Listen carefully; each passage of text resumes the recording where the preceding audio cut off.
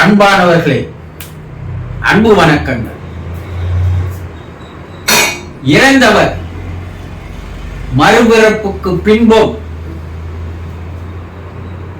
நம்மோடு தொடர்பு கொள்வாரா என்று ஒரு அன்பர் கேள்வி கேட்டிருக்கிறார். வேறு ஒரு அன்பர்,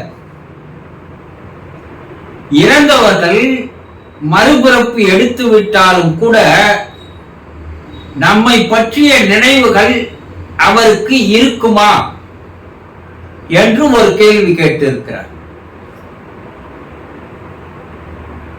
இதை புரிந்து கொள்வது கொஞ்சம் சிரமமான விஷயமாகும்.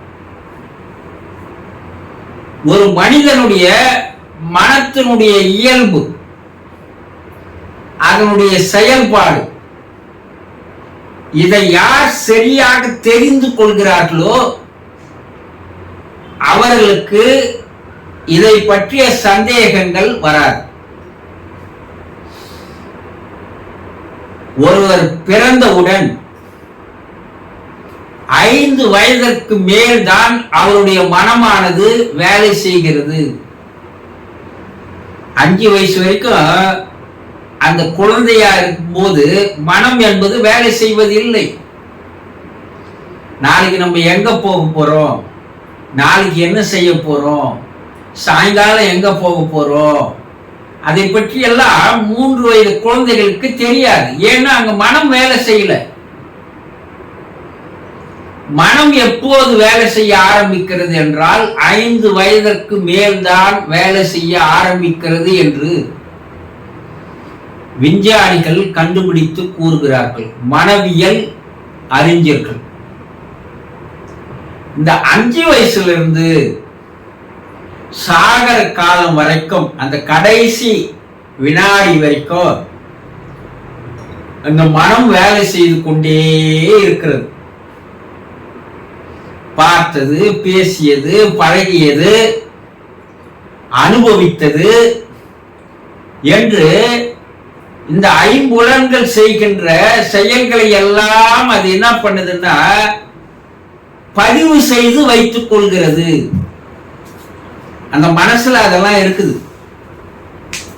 தன்னுடைய தாய் தகப்பனார் யார், தன்னுடைய சகோதர சகோதரிகள் யார், தன்னுடைய மனைவி கணவன் யார், தன்னுடைய உறவினர்கள் யார், தன்னுடைய நண்பர்கள் யார், தன்னுடைய பிள்ளைகள் யார், இவை எல்லாவற்றையும் அந்த மனதிலே பதிவாகி இருக்கிறது, ஆழமாக பதிவாகி இருக்கிறது. இந்த மனதிலே பதிவானது அழியாது. இந்த உடல் அழிந்து போகும். ஒரு காலகட்டத்துக்கு அப்பால இந்த உடல் தளர்ந்து போகும், செயல் இழந்து போகும். இந்த உடம்பு அதுக்கு மேல செயல்படாது.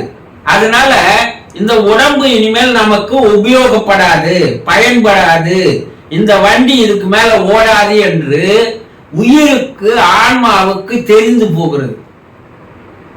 அதனால அந்த உயிர், ஆன்மா வெளியேறும் போது மனமும் சேர்ந்து வெளியேறி விடுகிறது. ஒரு மனிதன் 3 உடல்களால் ஆனவன். மேல இருக்கின்றது புற உடல், உள்ள மன உடல். இந்த புற உடலையும் மன உடலையும் இயக்குவது ஆன்ம உடல், உயிர். இப்போ மனமும் ஆன்மாவும் வெளியேறிடுச்சு. இந்த புற உடல், இந்த தேகம், இந்த உடம்பு இறந்து போச்சு. ஆனா அந்த மனம் இருக்குது இல்லையா, இந்த 5 வயதிலிருந்து இறக்கம் வரைக்கும் செயல்பட்ட அனைத்து பதிவுகளும் ரெக்கார்ட் ஆகி எடுத்துன்னு போது, அதுதான் மனம். இப்ப மேலே போன அந்த மனம் அந்த குடும்ப உறுப்பினர்களை அப்படியே நினைவில் வைத்து இருக்கிறது. மறந்து போல, மனம் செத்து போல. அவங்களுடைய தாய் தகப்பனார், அவர்களுடைய மனைவி கணவன், அவர்களுடைய நண்பர்கள், உறவினர்கள், பிள்ளைகளோடு அந்த உறவு தொடர்கிறது, கட்டாவல. நம்ம என்ன நினைச்சிடறோம், இந்த உடம்பு செத்து போச்சு, இதுக்கு மேல எந்த தொடர்பும் இல்லைன்னு நினைக்கிறோம். அதுதான் பல பேருக்கு தெரியறது இல்லை. ஆனா அவருடைய மனம் இருக்குது. அந்த மனம் மறுபிறப்பு எடுக்கின்ற வரை அந்த குடும்பத்தாரோடு, உறவினர்களோடு, நண்பர்களோடு, சகோதர சகோதரிகளோடு, தாய் தகப்பனோடு கணவன் மனைவியோடு தொடர்பிலேயே இருக்கிறது. இத நம்மால புரிஞ்சிக்க முடியல, அவ்வளவுதான். ஆனா அந்த மனம்தான் அடுத்த பிறப்பிற்கு விதையாக மாறுகிறது. அந்த மனதோடு அந்த ஆன்மாவும் உடனே கூடவே செல்கிறது. ஆன்மாவுக்கு அழிவு இல்லை, மனத்திற்கு அழிவு உண்டு. ஆனா அதை அழிக்க வேண்டியது மனிதன் தான். ஆனா அந்த மனச மனிதன் என்ன பண்றான், மேலும் மேலும் உரம் போட்டு அதை வளர்த்துக்கிட்டே இருக்கிறான், அதுக்குள்ள சேகரிச்சுக்கிட்டே இருக்கிறான், தகவல்ல சேர்த்து சேர்த்து சேர்த்து வைக்கிறான். அந்த தகவலுக்கு பெயர் தான் கர்மா, சமஸ்காரம், வாசனைகள், பதிவுகள். பல பேர் சொல்றாங்க இல்லையா, பாவ புண்ணியம் இதெல்லாம் சேர்த்துக்கினே இருக்கிறான், மோட்டியா சேர்த்துக்கிறான். இப்ப இந்த கர்மா தான் அடுத்த பிறப்பை எடுப்பதற்கு விதையாக மாறுகிறது. இப்ப அதே மனம்தான், அந்த மனப்பை அடுத்த பிறப்பு எடுத்தாலும் இந்த முற்பிறப்பு எல்லா உறவுகளும் எல்லாம் அந்த அடுத்த பிறப்பில் ஞாபகத்தில் இருக்கிறது, பதிவில் இருக்குது. அது அழியல. அது 8 வயது வரைக்கும் முற்பிறப்பின் ஞாபகங்கள் மேல் எழுந்த வண்ணமாக இருக்கிறது. இறந்து போறா, ஒரு குறிப்பிட்ட காலத்துக்கு ஆவி உலகில வாழறா, அதுக்கப்புறம் அவன் மறுபிறப்பு எடுக்கிறா. மறுபிறப்பு எடுத்தாலும் கூட முற்பிறப்பின் ஞாபகங்கள், நினைவுகள், நிகழ்வுகள், சம்பவங்கள் எல்லாம் அந்த அடுத்த பிறப்பிலேயும் மேலேயே இருக்கிறது, மேல் அடுக்கிலேயே இருக்குது. அது 8 வயசு வரைக்கும் தொடர்கிறது. இந்த 8 வயசுல ஒரு சிலருக்கு தன்னுடைய முற்பிறப்பின் ஞாபகங்கள் நினைவுக்கு வந்து விடுகிறது. தான் போன பிறப்பில் எங்க பிறந்தோம், எந்த ஊர்ல பிறந்தோம், எந்த தெருவுல பிறந்தோம், அந்த வீதியில எந்த வீட்டு எண்ணில பிறந்தோம், எந்த தாய் தகப்பனுக்கு நாம் பிள்ளையாக பெண்ணாக பிறந்தோம் என்பதெல்லாம் பிறப்பு எடுத்த அந்த 8 வயதிற்குள் நினைவுக்கு வருகிறது.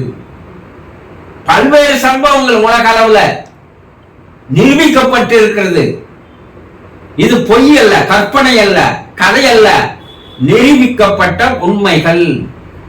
இதை வச்சுதான் மனிதனுக்கு முற்பிறப்பு இருக்கிறது, இப்பிறப்பு அடுத்த பிறப்பு இருக்கிறது என்பதை தெளிவாக எடுத்து கூறி இருக்கிறார்கள். ஏன் 8 வயசு வரைக்கும் இருக்குதுன்னா, அந்த 8 வயசு வரைக்கும் அந்த பிறப்பில் மனம் வேலை செய்யல, போன பிறப்பினுடைய நினைவுகளையே தொடர்ந்து அது பயணம் செய்து கொண்டிருக்கிறது.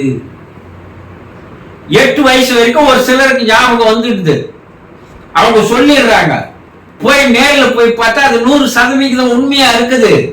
போன பிறப்புல நான் இந்த ஊர்ல பிறந்தேன், இந்த தாய் தகப்பனுக்கு இத்தனாவது பிள்ளையா பிறந்தேன், நான் இந்த அப்போ முற்பிறப்பு ஞாபகங்கள் அது உண்மையா என்று நேர்ல போய் ஆய்வு செய்த போது 100% உண்மை என்பது தெரிய வருகிறது. அப்போ அந்த நினைவுகள் இருக்கிறது, ஆனா அவர்களால் நம்மோடு தொடர்பு கொள்ள முடியாது. நினைவுகள் இருக்குது, ஆனா நம்மோடு தொடர்பு கொண்டு அவர்களால் பேச முடியாது. நினைவுகள் இருக்கோ, தொடர்பு கொள்ள முடியாது. ஏன்னா அடுத்த பிறப்பினுடைய பயணம் தொடர்ந்து விடுகிறது. அதனால் நம்மோடு தொடர்பு கொள்வது என்பது சாத்தியமில்லை என்று ஆராய்ச்சியாளர்கள் கூறுகிறார்கள். அப்போ முற்பிறப்பினுடைய அவர்கள் அடுத்த பிறப்பு எடுத்தாலும் நம்மோடு தொடர்பு கொள்ள முடியாது.